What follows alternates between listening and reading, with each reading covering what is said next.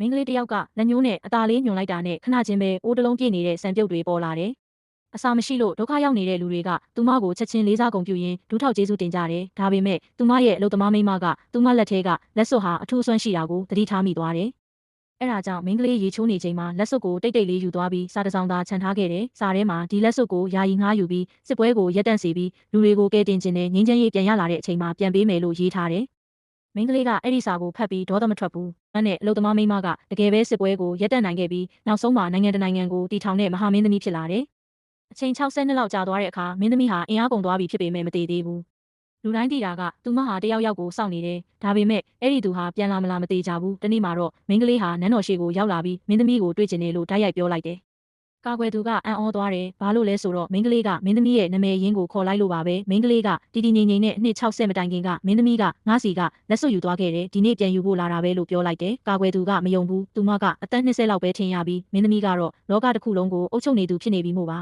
။ဒါပေမဲ့မင်းကလေးကမင်းသမီးကအချိန်ကြီးနေပြီးပြီးစီးရမယ့်ကိစ္စတစ်ခုရှိလို့မတည်ကျင်သေးဘူးလို့ပြောလိုက်တဲ့အခါကာကွယ်သူမျက်နှာပြောင်းသွားတယ်။ဒီသတင်းဟာလျှို့ဝှက်ထားတာဖြစ်လို့အပြင်လူမသိစေချင်ဘူး။အဲ့ဒါနဲ့နန်းတော်ထဲကိုအမြန်သွားသတင်းပို့လိုက်တယ်။နောက်တော့မင်းသား3ယောက်ရောက်လာပြီးမင်းကလေးကိုမြင်လိုက်တယ်။သူမရဲ့အလှနဲ့အရေးချင်းကိုမြင်ပြီးမင်းသမီးရဲ့ပျောက်နေတဲ့မိသားစုဝင်လို့ထင်ကြတယ်။သူမကိုချင်းချောက်ဖို့ကြံစီကြပေမဲ့မင်းကလေးကတစ်ချက်သာကြည့်လိုက်တာနဲ့သူတို့အားလုံးစိတ်ထိတ်လန့်သွားပြီးဘာမှမပြောနိုင်တော့ဘူး။မင်းကလေးကိုတယောက်မှမတားရဲပဲနန်းတော်ထဲကိုဓာတ်ရိုက်လျှောက်ဝင်သွားတယ်။အခန်းထဲဝင်သွားတဲ့အခါအိယာပေါ်မှာမင်းသမီးကိုတွေ့လိုက်တယ်။အံ့အားသင့်စရာကတော့အလုသမားမိန်းမဟာနောက်ဆုံးချိန်ထိဂတိကိုမမေ့ပဲလက်စွပ်ပြန်ပေးဖို့စောင့်နေတယ်။မင်းကလေးကလက်ကိုအသာလေးလှုပ်လိုက်တာနဲ့အလင်းတစ်ခုမင်းသမီးထဲဝင်သွားပြီးမင်းသမီးကမျက်စိပြန်ဖွင့်လာတယ်။မင်းသား3ယောက်ကဝမ်းသာပြီးသူမကိုထောက်ကူပေးကြတယ်။မင်းသမီးကမင်းကလေးကိုမြင်ပြီးအယမ်းဝမ်းသာသွားတယ်။သူမကိုဆင်းလာနိုင်အောင်ကူညီခိုင်းတယ်။လက်ထဲကလက်စွပ်ကိုဖြုတ်လိုက်ချိန်မှာမင်းသားတွေကအစားထိုးသူကိုရွေးတော့မယ်လို့ထင်ပြီးစိတ်လှုပ်ရှားသွားကြတယ်။ဒါပေမဲ့ဖြစ်လာတာကမထင်ထားတဲ့အရာတစ်ခုဖြစ်လာတယ်။မင်းသမီးကလက်စွပ်ကိုလက်နှစ်ဖက်နဲ့ကင်ပြီးမင်းကလေးရှေ့မှာဒူးထောက်ကျသွားတယ်။ပြီးတော့ကျမအမားရှိခဲ့တဲ့လုံသမားပါလို့ခေါ်ပြီးလက်စွပ်ကိုပြန်ပေးလိုက်တယ်